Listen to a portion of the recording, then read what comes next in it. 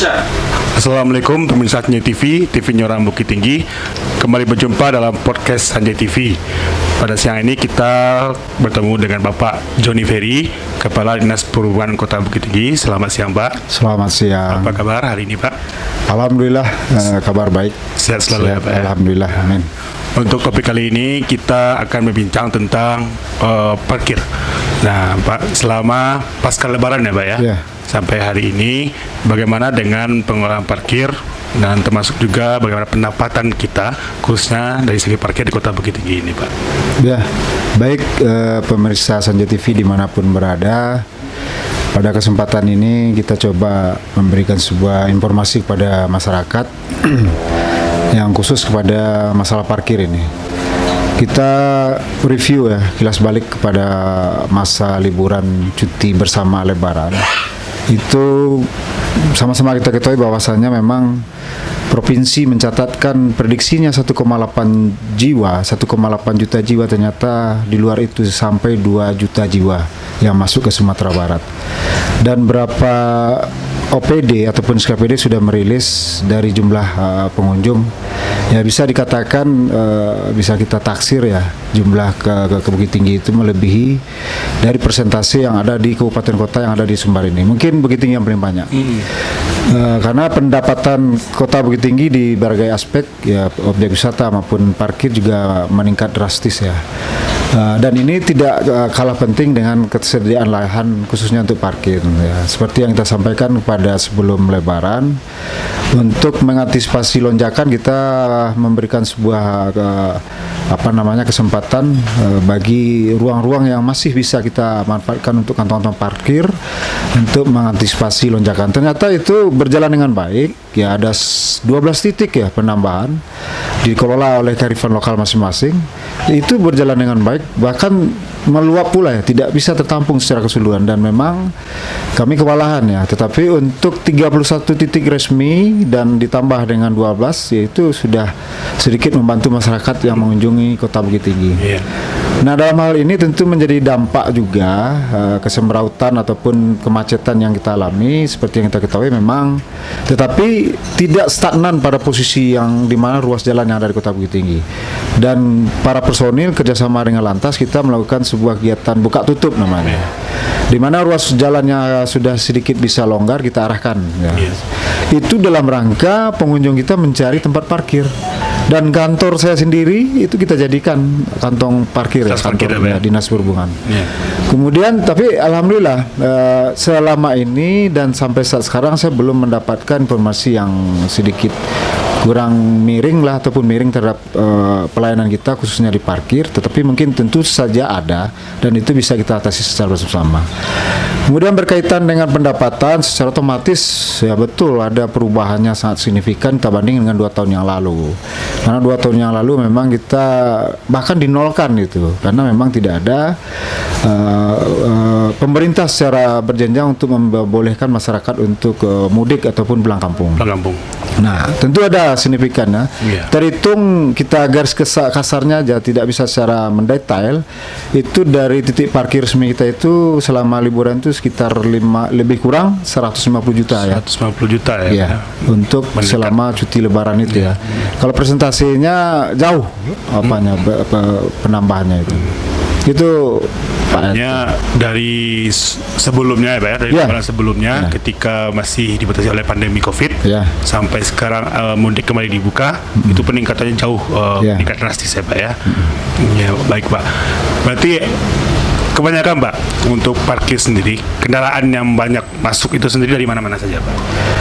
Ya, kalau Bukit yang Tinggi, dominan gitu. Ya Bukit Tinggi kan ngetrennya kan regional ya. Regional itu provinsi tetangga kita, kemudian tambah kabupaten kota yang ada di Sumatera Barat. Yang dominan tetap 2, ya BK sama BM. Ya, Sumatera Utara dan Pekanbaru. Kemudian Jambi, kemudian baru Bengkulu ada, kemudian baru Palembang juga ya. Kemudian baru kabupaten kota yang ada di Sumatera Barat. Dan ini tersebar di beberapa titik yang kita pantau ya, yang menampung roda 4 ya, baik yang di tepi jalan maupun yang di gedung. Itu ya. Oke Pak. Nah Pak, itu terkait dengan pendapatan parkir dan pengelolaan parkir kita ya Pak ya. Nah, baru-baru ini mungkin Pak ada semacam beredar kabar mungkin Pak tentang parkir di terminal. Oh iya. Nah itu sekarang mungkin viral ya Pak ya, atau menjadi tren tinggi menjadi topik pembicaraan. Nah mungkin Bapak bisa menjelaskan tentang parkir di terminal sendiri Pak. Baik, betul ini biar kita tidak salah pemahaman ya kepada masyarakat, kita berikan juga informasi bahwasanya terhitung mulai tahun 2017 ya, pengelolaan di seluruh Indonesia terminal yang bertipe A itu sudah dikembalikan ke pusat. Nah ini ya perlu kita camkan dan kita pahami bersama bahwasanya seluruh tipe A yang ada di kabupaten kota se-Indonesia termasuk kita yang punya di Simpang Aur itu pengelolaannya diambil oleh pusat di bawah Kementerian Perhubungan. Ya, betul. Dan untuk di tingkat provinsi tentu dikelola oleh Balai Jalan Wilayah 3 Sumatera Barat. Nah, termasuk Simpang Aur ini. Nah, pada saat terjadinya serah terima antara pemerintah daerah Kota Bukit Tinggi kepada Kementerian Perhubungan, disitulah muncul cikal bakal ada pemberian izin dari kementerian untuk mengolah satu titik. Apa dasarnya? Kita punya pasar yang sangat besar ya di Simpang Aur itu. Rasanya kita kurang memberikan pelayanan. Kalau tidak ada salah satu pelayanan dasar itu titik parkir ini. Makanya di kementerian itu memang kita diberi izin. Didasari dengan SK Wako ya pada tahun 2018 awal tahun ya, karena SK Wako untuk penetapan titik-titik parkir yang ada di wilayah Kota Bukit Tinggi. Nah sejak dari itu sampai sekarang kita punya satu titik namanya taman parkir di terminal. Posisinya di awal itu wilayah barat terminal itu, kalau kita nama protokolnya saya juga kurang apa itu di wilayah barat. Kemudian berapa lama setelah itu bergeser ke samping kanannya. Kemudian kemarin ketika mau masuk bulan puasa itu pindah lagi ke tempat awal. Itu semua ada sketnya dan ada denahnya yang dikeluarkan oleh Balai Jalan yang mengelola daripada terminal tersebut.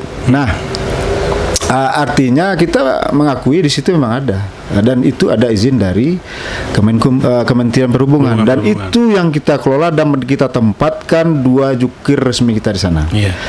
Nah, titik-titik yang lain itu tentu kita tidak punya kewenangan dan tidak punya hak untuk istilahnya ya, jangankan untuk mengelolanya, menertibkan tentu kembali kepada yang punya kewenangan. Berarti dari Kementerian Perhubungan ya? Karena di situ juga ada setingkat koordinator terminal namanya sebutan di terminal Simpang Aur itu. Oke, berarti artinya bahwa untuk isu yang selama ini viral hari ini ya Pak ya, itu berarti di bawah kewenangan dari Kementerian Perhubungan. Kita bukan melempar tanggung jawab ya, tapi kita karena pemerintahan ini tentu harus berdasarkan dengan tugas pokok dan fungsi dengan dasar kewenangan tadi. Dan titik yang kita punya itu luasannya sesuai dengan SK itu 450 meter persegi. Untuk satuan ruang parkirnya SRP istilahnya ada, bisa kita tempatkan sepeda motor itu sebanyak 350 unit. Nah ini yang kita kelola. Itu kalau kita lihat secara realitanya ada pembatasan di ruang di sana itu. Betul. Di luar itu kita tidak punya bisa untuk pengelolaannya karena memang titik itu yang diberikan. Nah Pak, untuk pengaturan juru parkir sendiri dari disub bagaimana Pak untuk hari ini Pak? Juru parkir itu adalah termasuk kontrak kerja ya. Kontrak kerja dalam bentuk tenaga harian lepas. Dia digaji hitungan per hari dan itu sesuai dengan UMR. Dan penempatannya itu kita tidak mau dia menetap di satu titik. Dia bulanan kita ganti terus itu, berputar. Di rolling terus ya, Pak? Rolling dari 31 titik itu, sehingga memang dalam penguatan untuk pelaksanaan tugas ya, ketika kita seseorang itu lama sekali menatap di satu titik, deviasinya pasti ada saja. Betul. Nah, makanya setiap bulan kita terbitkan SPT-nya. Ada pergantian-pergantian. Nah, sesuai dengan titik-titik parkir yang ada 31 tadi. 31, 3 dalam gedung dan sisanya 28 atau 27 itu di tepi jalan. Tepi jalan umum. Ya, jalan umum. Titik parkir kita. Oke, Pak. Nah, untuk mengatur juru parkirnya, jika ada yang tidak meresahkan, bagaimana itu Pak ya? Ada nggak dari petugas di sub sendiri yang mengontrol juru parkir sendiri? Ada nggak, Pak? Dari 31 titik kita punya pengawas parkir yang langsung dari Dinas Perhubungan. Iya. Tapi karena keterbatasan SDM, 31 bukan satu titik satu pengawas. Ada sekitar 15 pengawas kita. Jadi artinya ada membawahi 3 sampai 2 titik di masing-masing kawasannya. Okay. Nah, untuk diketahui secara setiap harinya pengelolaan biaya retribusi yang kita ambil itu tidak boleh nginap dananya itu, dan langsung masing-masing titik itu menyetor ke bendahara penerima di Dinas Perhubungan. Tidak melalui pengawas, tapi gitu. langsung ya Pak ya? Jam 6 itu batasnya. Iya betul. Oke Pak, nah setiap akhir pekan kalau kita lihat Pak ya, menjelang liburan seperti liburan 3 hari, itu kendaraan ramai ke Bukit Tinggi. Nah mungkin dari Disub sendiri untuk antisipasinya, untuk antisipasi harian itu Pak ya, untuk lonjakan kendaraan pas liburan itu bagaimana Pak? Ya, betul.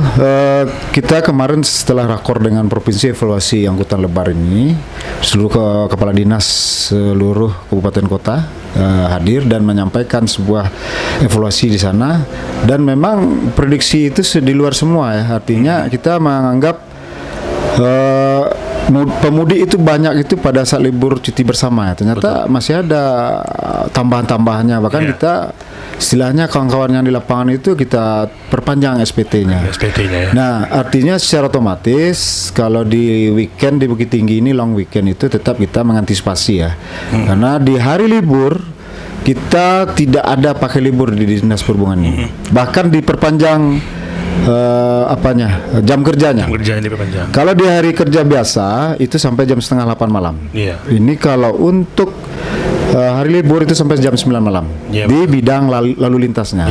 Begitu juga kawan-kawan yang berada di pos-pos pengawasan di titik-titik parkir. Nah, persoalan dari jumlah pengunjung itu kan menjadikan sebuah kita berpikir bagaimana itu tidak jadi kendala, sehingga memang pendapatan asli daerah kita yang memang kita utamakan dari pariwisata. Sekarang kita sedang berpikir nih, salah satunya untuk menggandeng perekonomian yang sekarang lagi anjlok ini. Kita kan punya parkir bus pariwisata nih Pak Ed ya, di Kodim itu. Nah, mobilitas dari masyarakat yang sudah turun di Kodim itu untuk ke destinasi wisata ini rencana kita buatkan sebuah inovasi, tapi masih dalam bentuk pemikiran ya. Mudah-mudahan kita tidak melanggar aturan, tetapi ini saya rasa untuk penguatan ekonomi di bagian angkutan kota kita yang sekarang lagi lesu ya. Untuk setoran 50.000 per hari aja kawan-kawan kita itu memang agak susah untuk mencarinya ya. Jadi sekarang kan sudah terlaksana itu.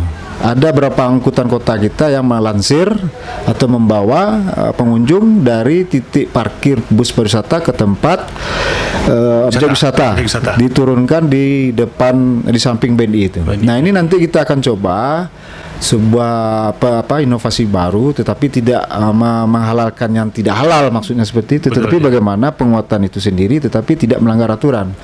Kita tetap menggunakan angkutan kota itu, tapi kita setting dan kita rubah bentuk. Pada hari tertentu nomor trek dari angkot itu kita buka semua. Kita jadikan dia shuttle bus wisata gitu. Tanpa ada penambahan armada untuk saat sekarang. Tapi nggak tahu nanti, mungkin bisa saja kita mencari penguatan ke Kementerian Kementerian Perhubungan untuk mendapatkan bantuan satu bus ini, sehingga memang kita bisa menstop secara habis itu bus-bus wisata yang masuk ke kota wisata Bukit Tinggi. Karena wisata kita tuh kan satu kawasan, sehingga memang kalau bus ini sempat masuk kota, ini memang menyebabkan kemacetan. Nah itu salah satu kami sedang berpikir mengkajinya dan akan memanggil 3 koperasi yang ada di angkutan kota kita, Singgalang, IKB, satu lagi saya lupa apa namanya nih, Mercy ya. Nah ini nanti kita akan dudukkan bersama bagaimana polanya sehingga memang mereka ini mendapat giliran untuk membawa pengunjung. Saya tanya saja pada saat sekarang ini biasanya mencari setoran kepada pemilik angkot atau koperasi itu berat sekali. Karena sekarang banyak ke transportasi online dan yang sudah dilakukan sekarang itu lumayan, mereka mendapatkan penambahan penghasilan dan ini yang harus kita beri penguatan dengan bentuk-bentuk aturan yang bisa kita legalkan atau apa namanya nanti, sehingga memang ekonomi masyarakat salah satu di bidang transportasi ini bisa juga meningkat, lebih hidup ya Pak ya. Nah untuk angkutan kota sendiri apakah kita ada semacam peremajaan Pak? Kalau berbicara masalah angkutan kota kita, ini kan terjadi penurunan penghasilan dan jumlahnya pun sudah banyak sekali ya. Nah kita belum berpikir ke sana karena akan berkaitan dengan kemampuan dari masyarakat kita untuk melakukan peremajaan ini. Tetapi salah satu untuk memberikan pelayanan yang baik dan sesuai dengan memang betul peremajaan salah satunya. Tetapi kita belum berpikir ke arah sana sesuai dengan kajian daripada kawan-kawan nanti yang mempunyai 3 koperasi ini. Nah dan bisa juga kita bercermin atau melihat pembanding di daerah khusus ibu kota, dia angkotnya itu sudah seperti angkot sistem aplikasi ya, walaupun mungkin yang berjalan itu tetap angkot-angkutan kota, tetapi dilakukan peremajaan dengan sistem lebih teknologi yang lebih canggih. Lebih canggih ya Pak ya. Baik Pak Johnny Ferry, terima kasih atas penjelasan dari Bapak tadi terkait dengan parkir, termasuk bagaimana pengaturan kendaraan, serta masalah angkot dan juga inovasi yang akan dilakukan di Dinas Perhubungan sendiri. Baik, misalnya TV telah berbincang dengan Bapak Johnny Ferry, Kadis Perhubungan Kota Bukit Tinggi. Semoga bermanfaat. Sekian, terima kasih. Assalamualaikum warahmatullahi wabarakatuh. Waalaikumsalam.